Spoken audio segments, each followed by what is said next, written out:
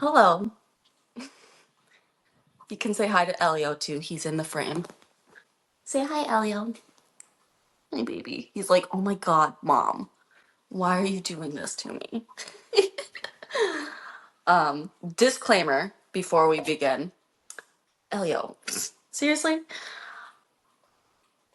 I'm not sick anymore. I was last week, right? When I tested going live here for the first time. That one was very unstructured. I literally just got on, was like, we're just gonna see what happens. We're gonna see what I say. And we'll also see whether or not I share that replay. Side note, that kind of rhymed, right? Like, just a little bit. Just a little bit. Um, but anyway, I'm mentioning that I'm getting over a cold just in case, like, I start coughing uncontrollably. When I get sick, it tends to linger, particularly the cough. So that's a disclaimer that nobody asked for, but full transparency, right? Like, I am who I am. I'm gonna be fully transparent. Probably sometimes say things that I shouldn't say. I can hear people in the background being like, she said the quiet part out loud. Like, she said the quiet part out loud. Hell yes, I did. That sounded weird. Hell yeah, I did. Anyway, um, today we're gonna play a little bit, right? As always with my stories. Like, I'm gonna weave in and out between things because this is not scripted. This is just me being in the moment, speaking from my heart.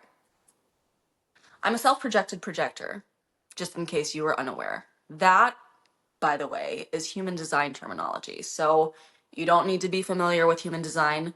What you need to know and be aware of is I am going to speak about it. I'm going to weave the vocabulary, the concepts of it into my stories on a pretty regular basis. I'm going to do that with human design, with the gene keys, with numerology, probably astrology, astrocartography. I've been playing with that lately. That's been fun. Tarot, like so many things. I'm fascinated by a lot. So when I start kind of dipping my toes into something, you can see it start being reflected in what I create, right? There's something about being an artist, right? That's kind of what we do. But anyway, I digress. This particular live is going to be a little bit more structured than my last one. And there's a couple of reasons for that. One, I received an invitation. And as a projector, I need an invitation, right? Also, fun fact, the channel that makes me a self-projected projector is the 731, which is a projected channel. So it's like not only do I, the individual, need to be invited in, but like my self-projected projector channel needs to be invited into. It's fascinating, like the interplays there. And then if we dive into the 731 specifically, that makes it even more layered and like just fun, honestly. But I'm sure that I'll talk about that more at a later date, probably on multiple occasions. But this particular live, I'm gonna keep coming back to 77, okay? Hold that number in your mind for reasons. Where to begin, right? And it's funny because I've started hinting at this, or I started to, I should say, a couple of years ago, I think. It's 2026 now. Good Lord. What is time, right? I'm pretty sure that I reached out to somebody for the first time. I think it was 2 years ago. I might need to go back and like verify that. But it's been something that's been in the back of my mind for a while. And I've kind of just been letting it simmer. I've been letting it cook. Give me a Michelin star. It's gonna be delicious when you finally eat it. Trust me.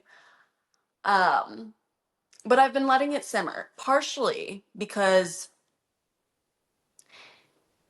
it's tied to my story, but like there are specific aspects of this that aren't my story. So it's like,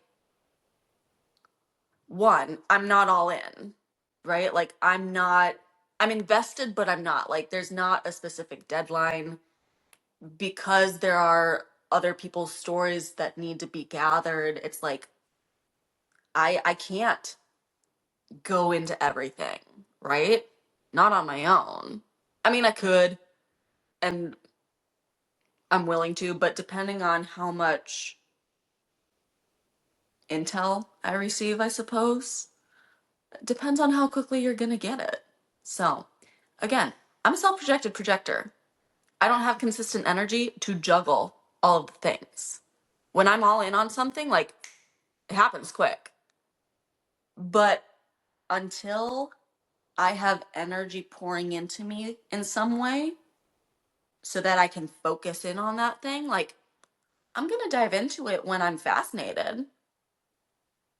But I'm also fascinated by this and that and that and that, right? It's like ADHD. Never been formally diagnosed, but I mean, I would not be surprised, okay? There's a lot of things that I would not be surprised about, but again, I don't feel like I need a diagnosis. And part of that is because I don't like the fact that we treat ADHD and autism, neurodivergency, things like that, as something to be fixed. Like, bitch, please. It doesn't need to be fixed. If anything, it just needs to be maybe understood, but really just accepted and supported, right? That's not what I came on here to say, though, okay? 77. Fascinating connections. Okay. So,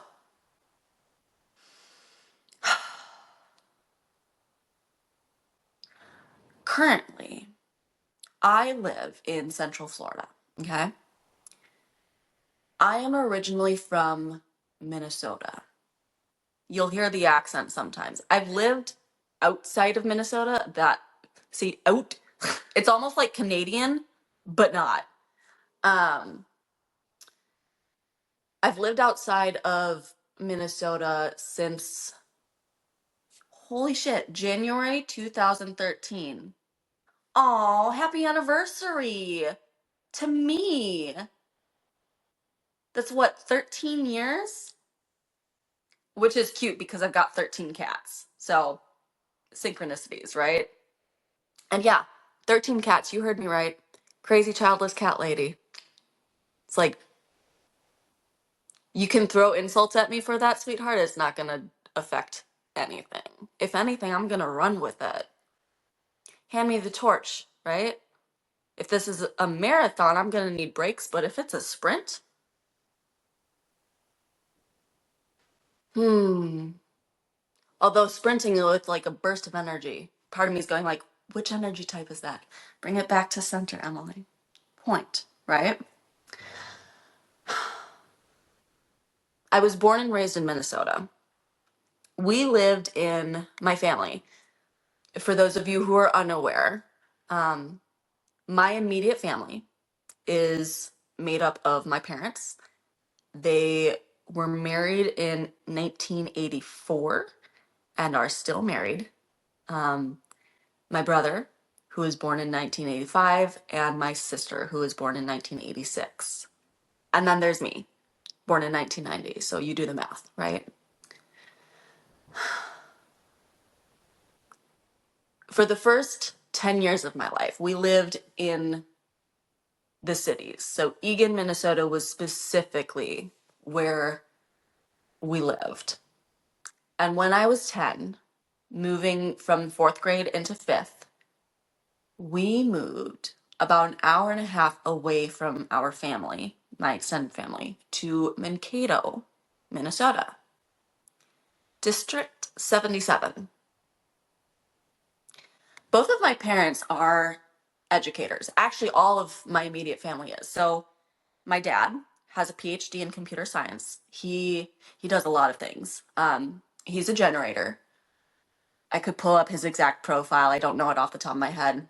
I've got my other phone here, so like if need be, I can pull it up, but the details don't matter right now. So he's a generator. He is, among many other things, a professor, right? He teaches in universities. He teaches doctoral students primarily. He's also working on like a lot of fascinating things, which is like sometimes he and my brother tell me what they're working on, and I'm like, what? Like, it goes in one ear and out the other. Like, my brain doesn't work in the ways that theirs do. Um, so it takes me a little bit longer to like catch on to what it is they're saying. Personally, I feel like that probably is what caused a lot of the like miscommunication in my childhood, but that's a whole different story, right? Anyway, point. My dad, PhD in computer science. He was a professor at the University of Minnesota in Mankato when we lived there, um, which ties into, right? Hold this thought, Emily. I got my bachelor's through the University of Minnesota school system. It wasn't where I wanted to go. I wanted to go out of state, but going within that system meant that I got free tuition. So thank you, Dad. Like, thank you. Luckily, I don't have student loans to worry about. I recognize I am so blessed in that way. So that's my dad. My mom has a master's in education. I don't know if it's like a specific kind of education, but either way, she's got a master's in education. She taught elementary school students for most of my adult life. Now she teaches online. My brother has his PhD in mathematics. He teaches at the university level in Pennsylvania. And then my sister has her PhD in creative writing and teaches at the University of Arkansas, I believe. Um, I think my brother, which college is it? I always forget. The one, I think it's Penn State. There's like two main ones. Anyway, details, right? Like you can Google my brother and find his articles. Like I'm not gatekeeping here. So you can probably Google any of my family members and something's gonna pop up, right? Um anyway, so we moved to Mankato, Minnesota in 2000. Oh yeah. Okay, this is gonna be an interesting story. Again, I didn't plan where I'm going with this, so you're just getting it like in the moment. And then over time I'm gonna refine it, right? So thank you for joining me, right, on this journey to authentic liberation. Some of you are going to be like, what? That doesn't matter. Don't worry about it. So we moved to Mankato in 2000 and I was so excited. Like I was not in some ways, right? Because it's like we were leaving family, we were leaving what was known and we were moving into the unknown. But I was also really excited because I wasn't happy where we were. Um for a multitude of reasons. But I was excited because when we were moving, um, fifth grade is when you could start band. And I played piano as a kid for a couple of years. Um, I feel like I probably started maybe when I was like 4 or 5. And then I quit when I was 7. I'd wanted to for a while, but when I was 7 was when I finally convinced my parents like to let me quit. There's There's a lot of wounding around me starting things and not finishing them, right? I could tie that very easily into my human design. So let's do it, right? 53.4, the point 4 specifically, like, I mean, you don't need to know, but 53 is my conscious sun gate, um, which equates to my sphere of life's work in the gene keys. And as a fun fact and another layer to that, it's also my conscious Chiron placement. So fascinating. And the exact same spot, 53.4 times 2, right?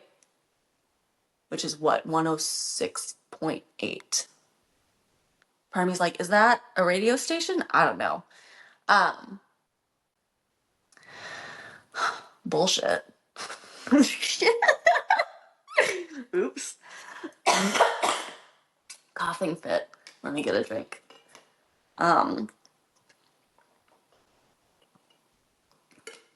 All right, so I was excited because when you enter 5th grade, at least where I was, that was when you get to start band. And I love music. I've always been drawn to music, but I stopped playing music. I still kind of like dicked around on the piano that we had in our house every now and then, but like I didn't play religiously. I didn't practice. I don't thrive in rigid systems and like rigid schedules. I'm like, I am a quad right individual. I need space to just like flow and do what the hell I want to. Like, some structure is good, obviously, but like, the more space that I have to create, to breathe, the better. Anyway, band. You started in 5th grade. And some of you, like, again, this was what? I'm 35 now. So this was 25 years ago. Some of you listening are going to have different stories and different perspectives on things. Like, I understand that. My memory may not be the best, right? There's going to be different perspectives. There's going to be different angles, like all that jazz. I'm looking at things from a lot of different angles, which is also why I am inviting you, if you're watching and you have something to add to this story, let me know. Okay? Anyway, I wanted to play percussion. Like, I love the drums. I love the beat. I love the rhythm. I was like, fuck yes, I want to be in percussion. They told me I couldn't be. Because apparently, in District 77, you have to start learning percussion in 4th grade. So I was 1 year too late. So I learned clarinet. That wasn't even my second choice. I've kind of talked about this like a little bit before. My second choice would have been saxophone, but my brother played saxophone, and that's like, I already was in a position where I felt like I was competing with my siblings at all times. I didn't want to add yet another thing to that list.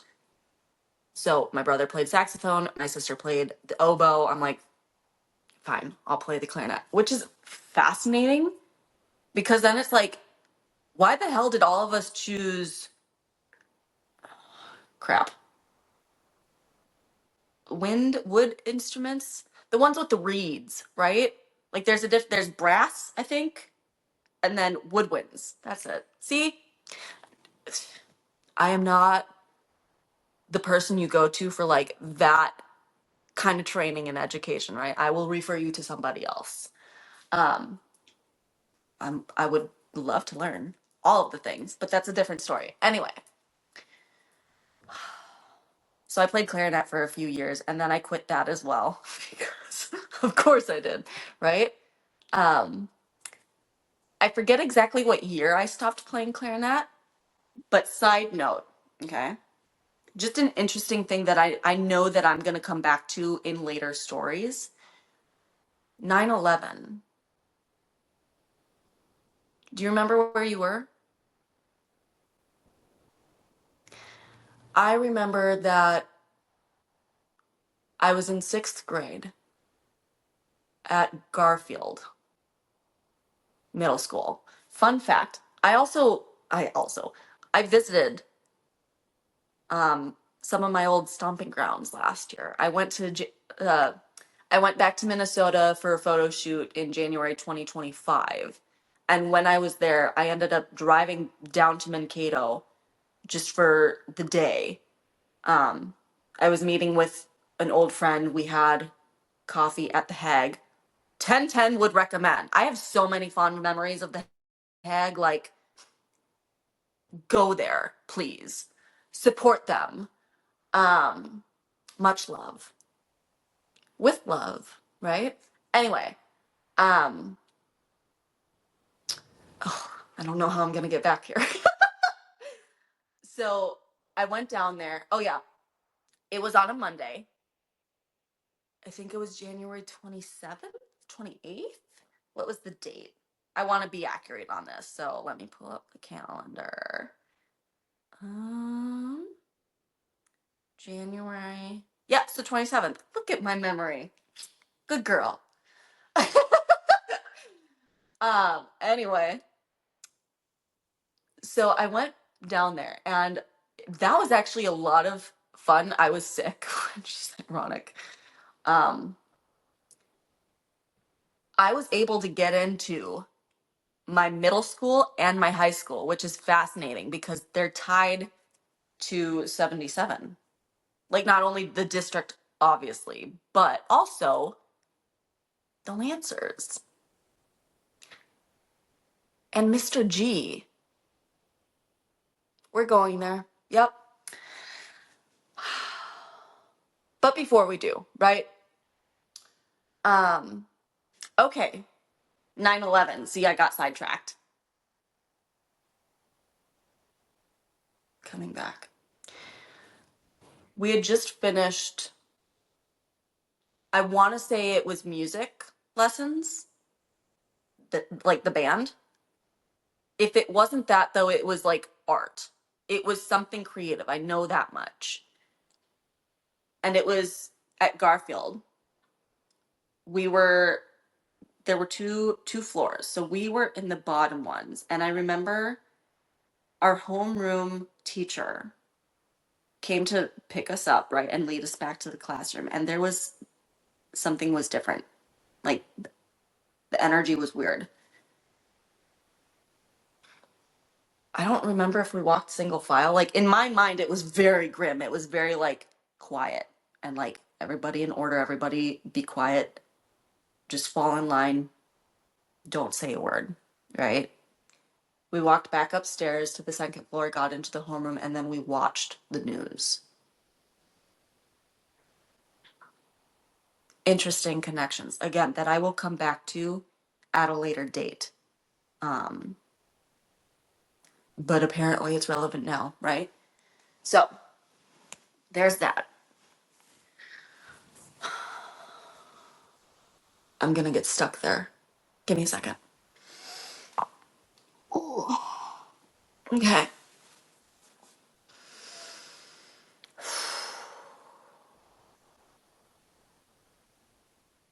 I still played clarinet in 7th and I think 8th grade, but I quit before high school.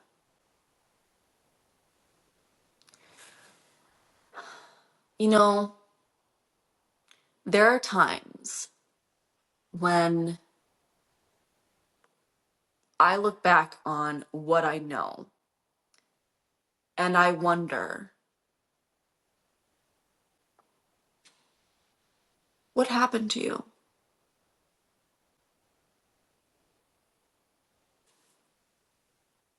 Who am I asking that to, right? Am I asking me? Or am I asking you?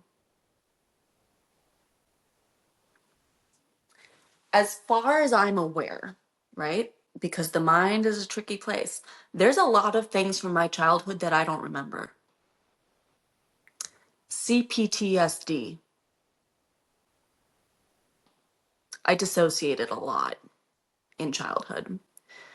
So there's a part of me, right, that could get lost in the story and be like, oh no, maybe something bad happened to you, right? Maybe you were a victim.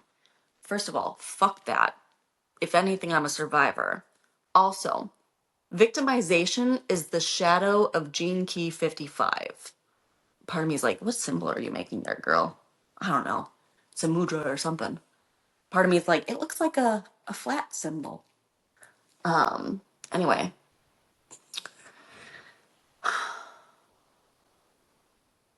nothing happened to me there that I'm aware of, right?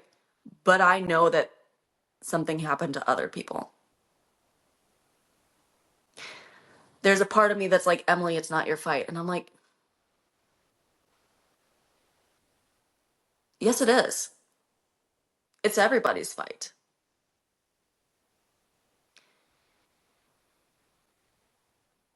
I moved to Mankato, Minnesota, District 77, wanting desperately to learn how to play percussion.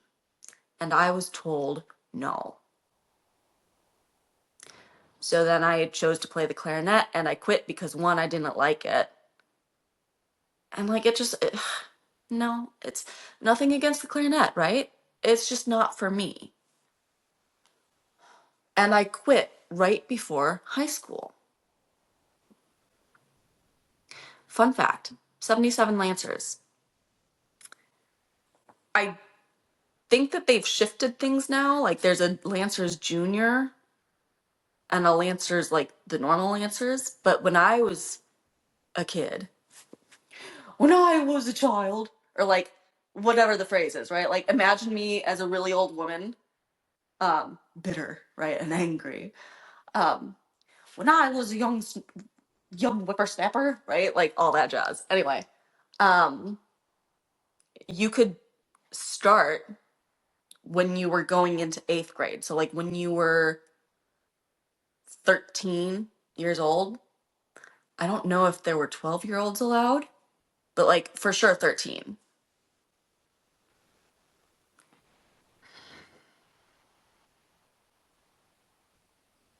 Which just, there's a part of me that's like 13-year-olds traveling and staying overnight on a bus and on a school floor and then hotel rooms with seniors. In the grand scheme of things, 5 years is not a big age difference, right? It's a big gap. But there are certain developmental ages and like checkpoints where you know it's inappropriate, right? You know.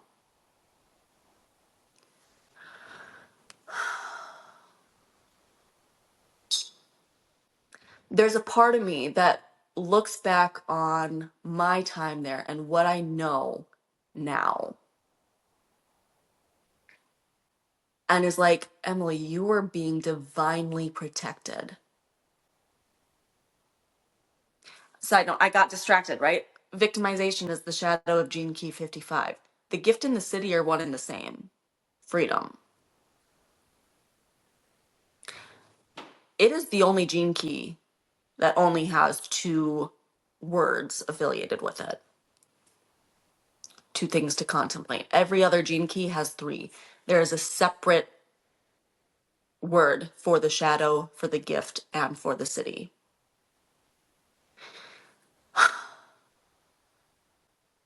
And it's bittersweet, right? Because there's a part of me that's like, Emily, you were being divinely protected. Because if I had learned how to play percussion when I moved to Mankato, or even if I hadn't, if I had just stuck with the clarinet, and when I did join the marching band, 77 Lancers, I joined my freshman year. So I was a year late. I was in the marching band for 4 years. I could have been for 5. There were various reasons why I didn't join the first go round. I would have been either on the drum line or in the band. But instead, I was in the color guard, flag line. So I was the one in the fancy costumes twirling a flag around, doing dance moves, like choreography, all that jazz, right? But if I, again, had learned how to play percussion, I would have been in the drum line. Or if I had stuck with the clarinet, I would have been in the band. Although then, like, part of me honestly was like, Emily, no, if you had stuck with the clarinet, you probably still would have done color guard because in my mind it looked like so much more fun. But, you know, to each their own. So there's that. Point being, if I hadn't been in the guard, it could have been me. It could have been. It could have been any number of us. When I was a kid, I was very insecure. I felt awkward in my body. I was, for all intents and purposes, an ugly duckling. I will share the pictures eventually. And even if I don't, like, I'm not the only person from my school district with a yearbook. It's going to be out there, right? And I'm sure there are going to be some people that try to share it in an effort to shame me or judge me. And I'm going to be like, sweetheart, I was a kid going through puberty, trying to hide herself away from the world, trying to protect herself in the only way that she knew how. You're going to judge me for that? Really? Do you want me to hold up a mirror? I'm just saying. It could have been me. Some of you might be wondering, Emily, what are you talking about? In 2010, Ted Gullickson, the band director at Mankato West High School and the director of the 77 Lancers Marching Band, which was a joint marching band between Mankato West High School and Mankato East. Side note, sorry. One of the cats just turned on the TV to HBO Max, which I don't even have, but that's an interesting connection, right? For reasons I'm not going to dive into. Ted Gullickson was the band director. And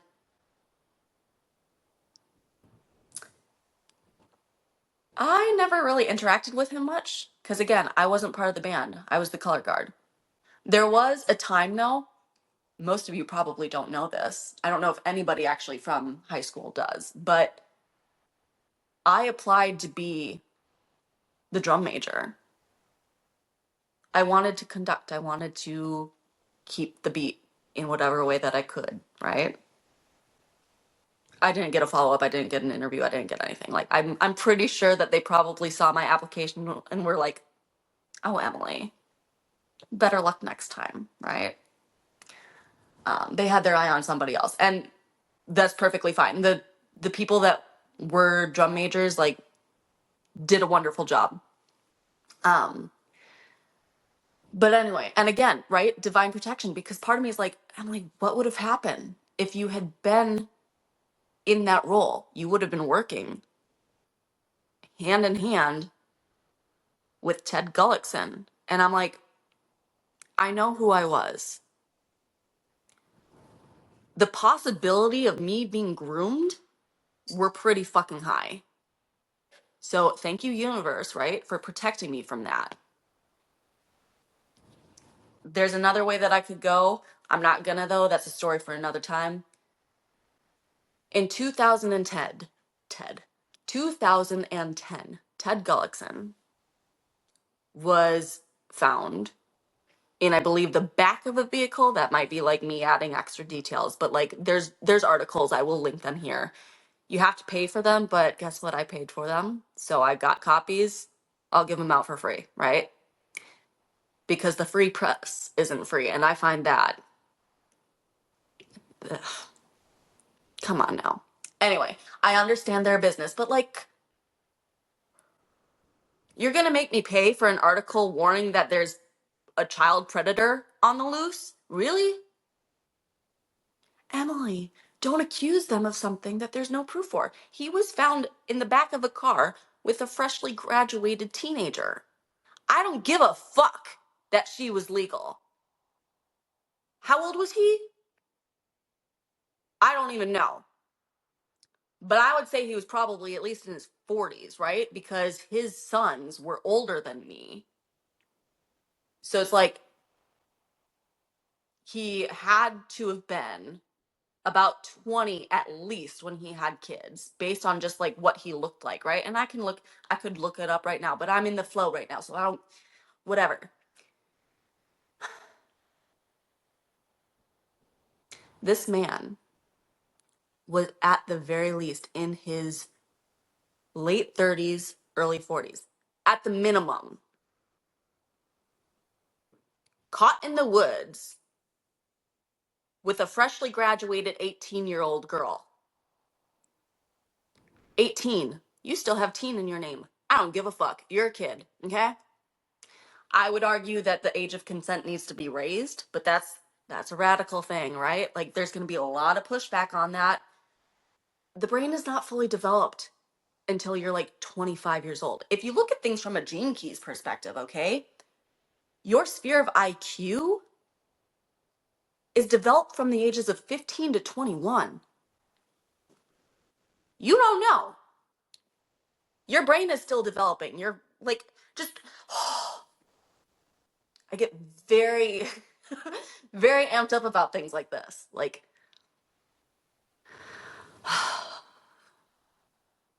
I know that she was not the only one.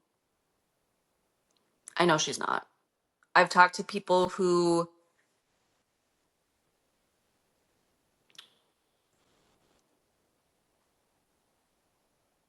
have gotten the ick. They've told me stories that support, even if nothing happened, something did. Grooming, for sure. Inappropriate behavior. Like, what are you doing, sir? Lowercase s. Side note, what do you think it means when I say that? Sweetheart, I don't respect you. I see you. I understand you. I might empathize with you and have compassion for you, but I don't respect you worth shit. Sweetheart is a different story, right? It depends on my tone. But when I say sir, and I make sure that you know it's lowercase, come on now. Anyway, there's a voice in the back of my mind. Somebody that I used to know who's like, God damn, I love it when you get fired up. I'm like, I know you do. Love ya. Anyway, 77. I've been hinting at this for a while. And one of the things, or one of the reasons that I haven't shared more and I haven't written about it is because I'm still navigating wounding of my own around writing. And I have so many stories that sometimes it's really hard for me to just sit down and like write because I'm like, okay, what am I writing about? What am I focusing on today? Like there's so much in this head, I get overwhelmed. And it's just easier for me to speak. So it's like there's more on this story that's going to come in the written form. It will be more refined, it will be more precise. That will be me bringing in my 62, which is my sphere or my pearl in the Gene Keys. It's my conscious Jupiter placement. I'm going to refine things. I'm going to get more precise so that somewhere down the road, right? It's part of me's like, it's a bestseller. It's a knockout. It packs a punch. Lots of things. Anyway.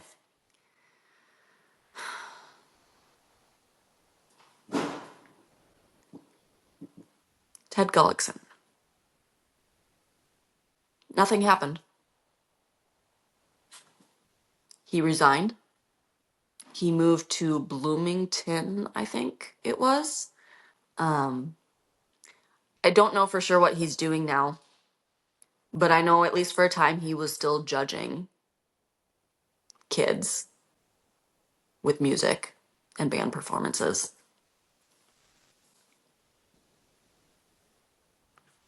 Like,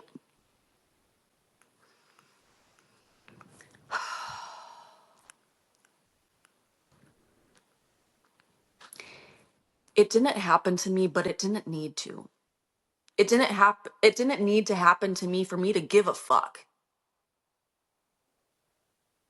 The people, because I firmly believe that there's more than just one survivor. I refuse to consider them victims. I'm not going to disempower them. They are survivors. They may not feel like they can come forward and speak about this because it's past the time in which the legal system would recognize it as an issue. But even if nothing happens to Teddy, right? Even if he isn't held accountable in a court of law, this isn't just about him.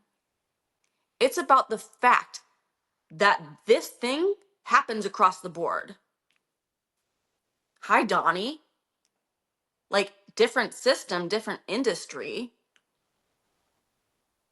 but the connections that I see are obvious. Politics. We'll come back to that. Is there anything else I want to say about that right now?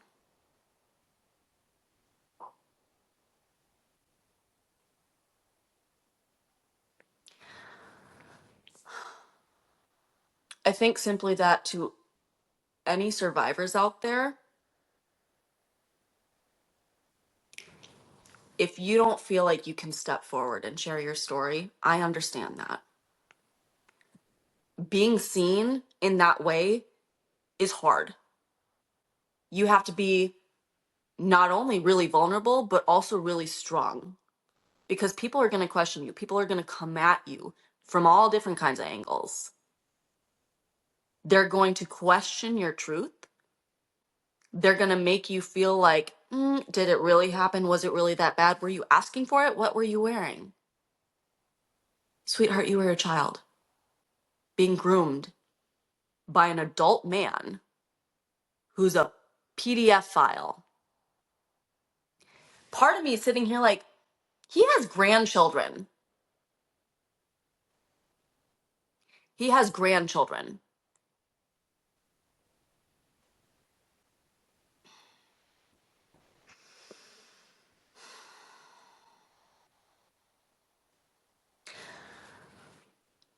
To the survivors, again, I know it's difficult to share your story,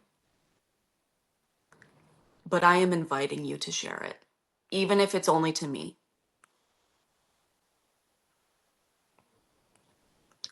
I will share it undercover, right? With love. Kai. That'll be the sign off. Something about being a vigilante comes to mind. Anyway, sorry, I need to stretch out my legs. The other interesting connection in this, right? And there's a voice in the back of my mind that's like, Emily, are you connecting dots just to connect the dots? Like, are you starting a conspiracy theory? Are you starting drama? Like, are you being a bully? Not intentionally, no.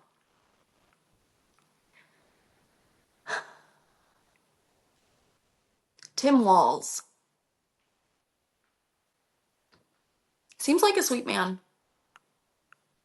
Like he is a general prototype of Minnesota nice, right? Straight out the box. He meets the standards. He was a teacher at Mankato West High School, which is where I went to high school.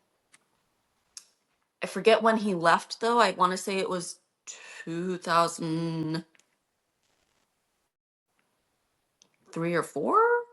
I don't know, correct me if I'm wrong, right? But it was before I got there. Um so he was never my teacher. He did teach both of my siblings though. Um History, government, political science, something within that sphere, right?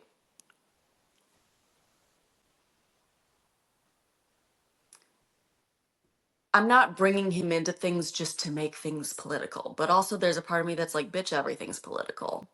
Like, come on now. Wake up. But there's just a part of me that cannot stop myself from making that connection. Sir, lowercase.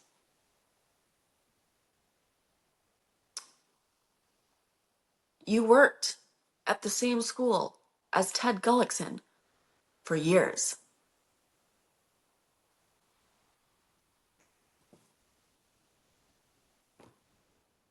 I've asked you, maybe not the most professionally, right? I'm a little bit outside the box. I've asked for a comment from you. No response. No judgment. But I'm curious, right? Like, I find it very hard to believe that you knew nothing. And this isn't to say Tim Walz should have known better. And like, Tim Walz should have saved us. Tim Walz should have X, Y, or Z. Tim Walz is not the savior. Like, he's just a man, okay? But also, you're in a position of leadership. And at that time, people looked up to you in a school with vulnerable children. Did you not hear rumors? I'd be curious to see like what he thought when 2010 happened and Ted was caught, right? By that point he was governor, I believe, right? Again, what is time? Forget exactly when. You know what? Let me look it up in the moment just for clarity's sake, right? I'm not an expert on Tim Walz. When did Tim Walz become governor of Minnesota? 2019? Oh, damn.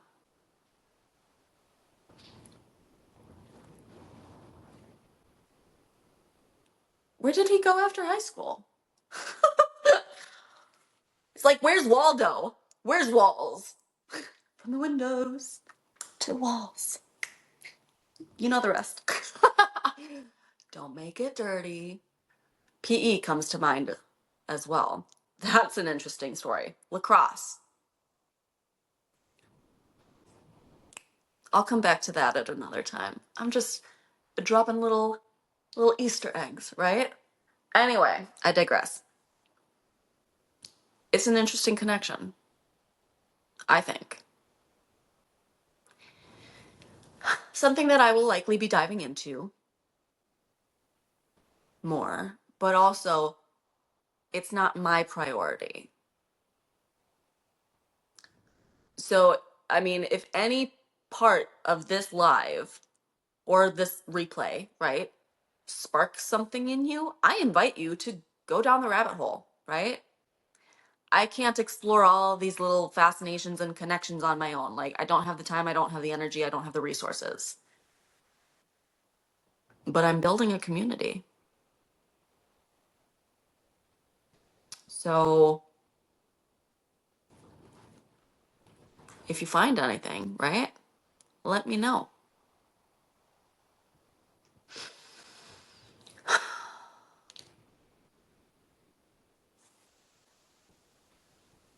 Is there anything else I want to say about 77 today?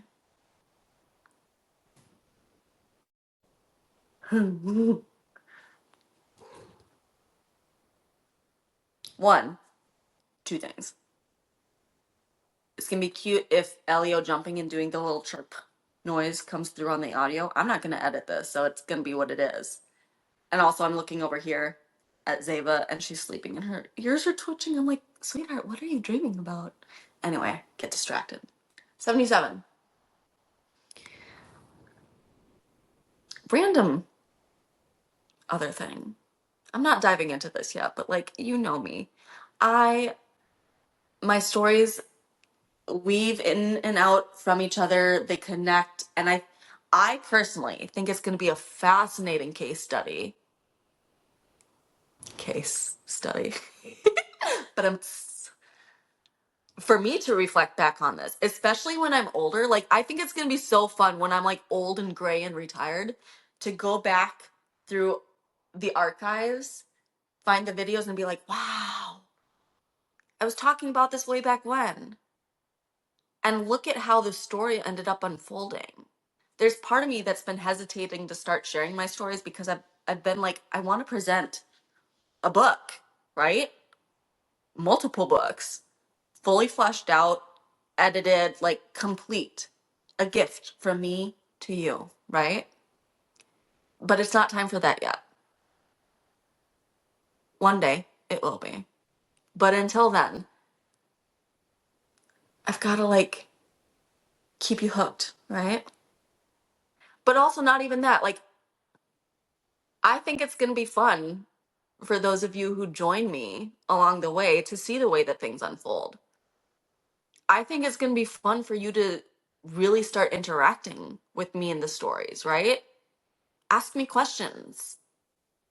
If you end up having your theories, chances are I'm going to play with that, right? And it's like, it's not even expand beyond this one, right? It's not just 77. I started learning how to play the drums almost 2 years ago to the day. January 10th, 2024. I paid for my first set of lessons.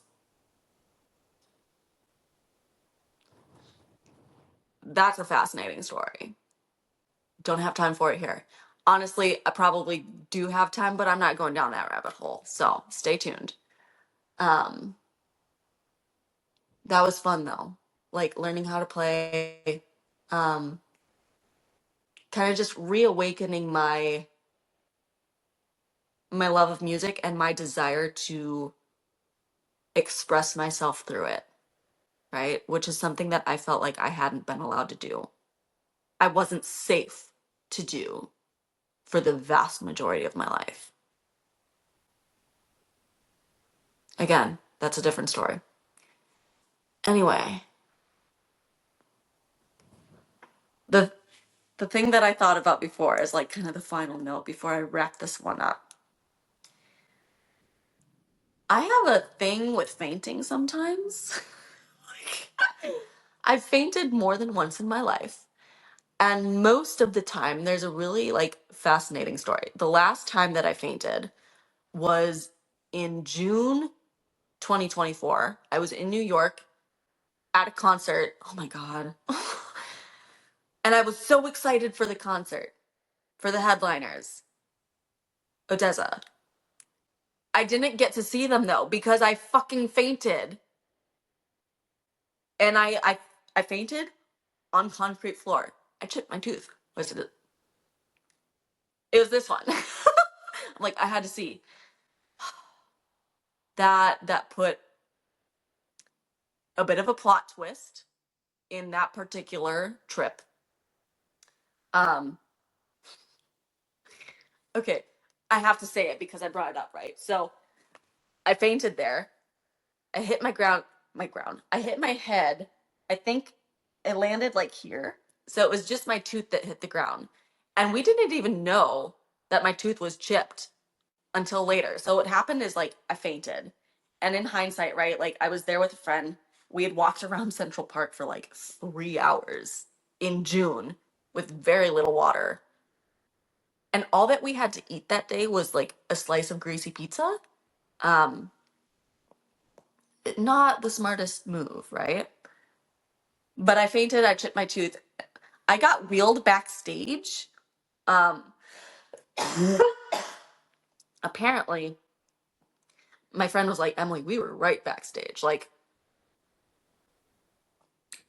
I don't know how close we were. I don't know anything. I was so out of it. Um, but they wheeled me backstage and I went to like the little emergency room area. And they were running tests on me. And I remember that the people there were kind of flabbergasted because my heart rate was so low and like my resting heart rate was very like, I think that and my blood pressure was low, maybe. I don't know. But they made it seem like it wasn't a bad thing. It was more just like peculiar. I'm a fascinating case study. What can I say? Um, but good girl, right? They asked me if I was on anything, right? And me, being the good girl that I was, right, was like, I had a gummy. And they were like, why did you have a gummy? And I'm like, it's medical. It helps with my anxiety. Um, but yeah, so that was a whole thing. But I ended up chipping my tooth on Friday, and we were in New York City. When did I fly back? Was it Tuesday or Wednesday morning? I forget. But either way, it's like for the rest of the trip, I was kind of balancing, figuring out like, okay, do I want to fly home early because like I was exhausted because the week prior we'd been at Bonnaroo. This is like the tail end of the live. We're going way off script. Um, but we had been at Bonnaroo the week prior. That's also a fascinating story that I will go into at a later date. Um, I was exhausted. I hadn't had time to rest. Importance of rest as a projector. Oh my fucking god. um, and then I was off to New York, and it was a whirlwind. Um, but where was I going with that?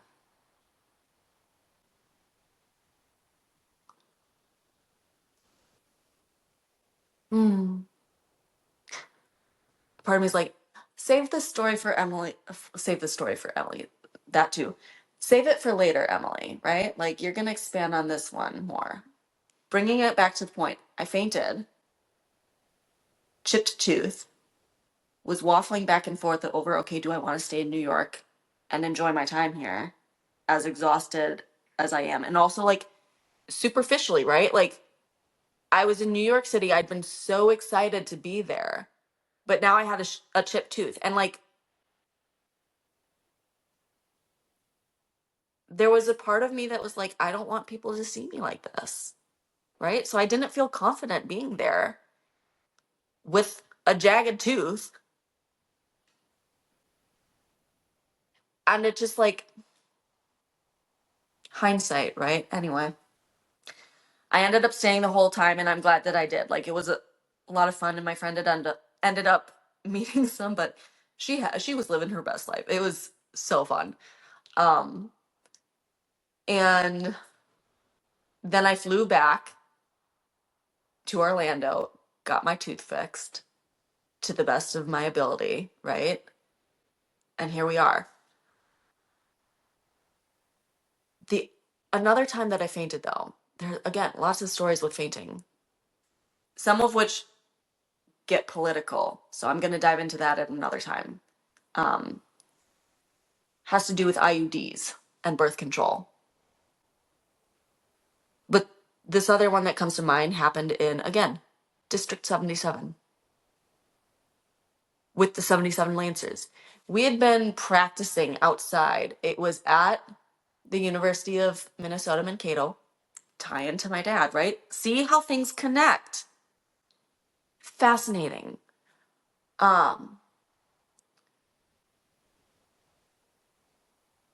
We had been practicing outside, and what I find interesting, part of me wants to Google this.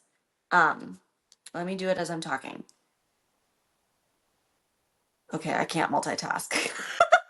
I'm not a manifesting generator. Like I can juggle things, but like when I have to think about writing something, okay, which Vikings player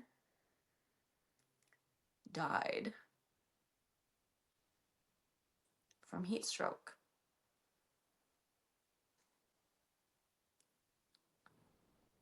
It was Corey Stringer. 2001, July 30th, at the age of 27. I remember that. He died from heat stroke on the same training grounds that I fainted one day, probably from heat stroke. And I remember we had just been practicing. I was walking up a hill. There was the trailer, there was the line with the coolers and all of the water and Gatorades and whatnot there. The drum line had put their drums in a line. um, and it was like right next to the coolers, right? So the coolers were right here and the drum line was right here. And we were like, people were walking in a line to get their drinks, right? And I ended up fainting. So I was in line and I ended up fainting. And when I fainted, I fell over the drum line. And there's a part of me, right, that's like, people made fun of you for that, Emily. People laughed at you because you fainted. They thought that you tripped. I fainted, guys.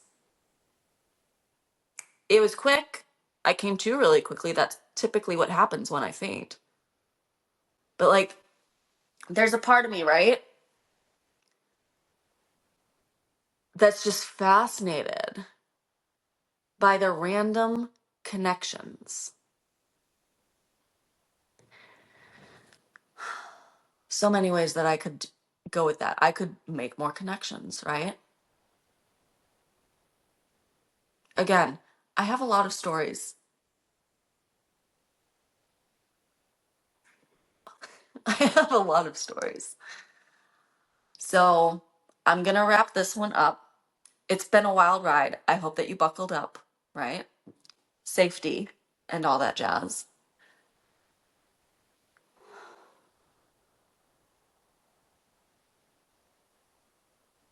Is there anything else?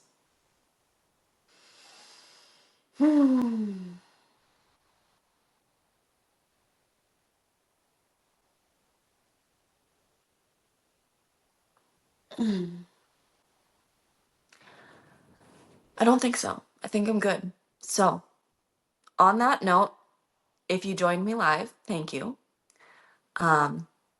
If you didn't, the live replay will, well, I don't know when it'll drop. I'm not going to guarantee a date until I have other people like working behind the scenes for me to help with this. It'll come out when it comes out. I have the feeling that this one's going to drop sooner than some of the other ones, though. So, particularly because I know that some people have been asking for it, for an update with 77. So, I hope you enjoyed, right? Stay tuned for scenes from our next episode. Um, and yeah,